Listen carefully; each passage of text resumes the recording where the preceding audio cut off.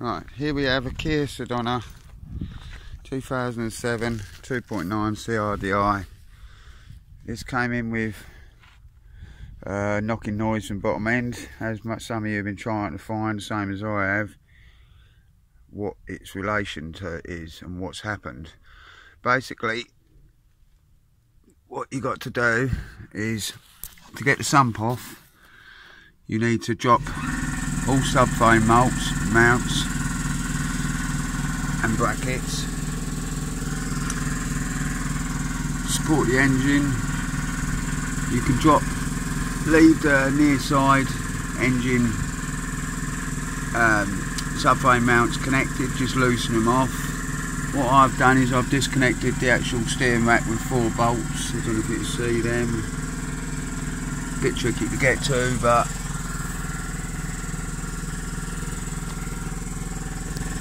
it can be done.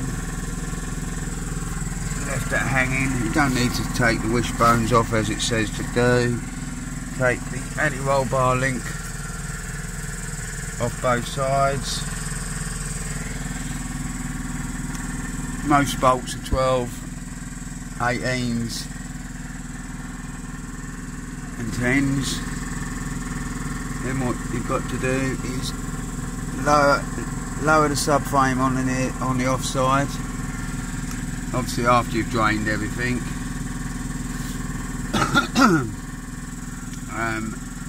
What I done was I lifted the engine slightly as well with a engine hoist. Supported it as a cross beam engine support bracket won't fit. Mine's too short. What they failed to tell you is that you need to remove the aircon pump, the bracket for the idle tensioner, for the tensioner for the aircon belt. Otherwise you still can't get the sump out. And then once you've got all the sump bolts, there's a couple that are hidden which you have to use an extension for at the bell housing. But once you've got all them, you'll see here's the balance shaft, sump, oil pickup, basically the whole bottom end. Yeah, bit of messy, but it can be done in situ. My next thing was to find out the timing for the tensioner. Bear with me. Now, what's making the noise, and it's hard to get any info apart from the noise and what's caused it, is this one here, this cog here, duplex idler, available from Kia's. I think they're about £86 plus the VAT, but look, that'll be your clatter. But you got your oil pump here and your balance shaft here.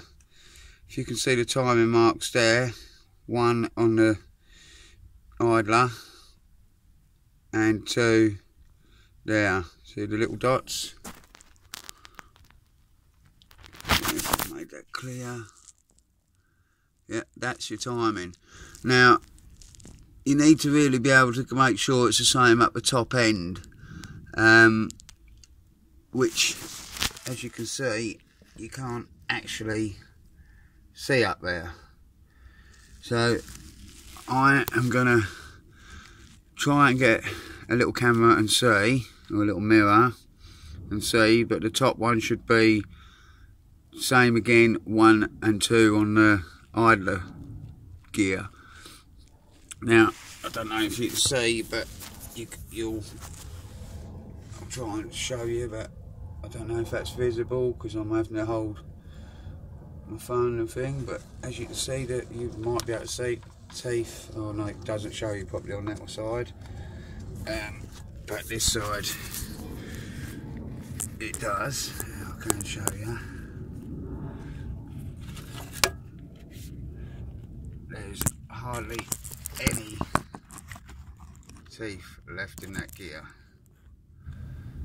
this would not take much longer to blow up because of the lack of oil pressure and the oil pump not working. So what my next thing is to basically, I can't get that cog out without, and the cap, number one cap, without removing the oil pump and the balance shaft. I'm going to assume that that is in the right setup. What I think I'll probably do is I'll do a couple of my own marks on the idler, and then once I can get in, if I can't see with a little camera, then I will basically take it off and just check it, align it again with my own marks, bit of Tipex on this one here, on the idler and the oil pump, because the oil pump will be the last to come off. But I'm only going to take that off due to the fact that I found bits of metal in the pickup. So there you go, that's your problem. To support your, just put your engine subframe mounts back in, put the bolts back in loosely, just so you can, you know, you can work on it safely, and you know that subframe's still supported. Yeah, I will show you another bit once I manage to get this piece off. But yeah, that's how you time it up with that 1 and 2. And if you can see up the top, which if you can, you're a better person than I am, then yeah, brilliant. Okay, thanks for watching.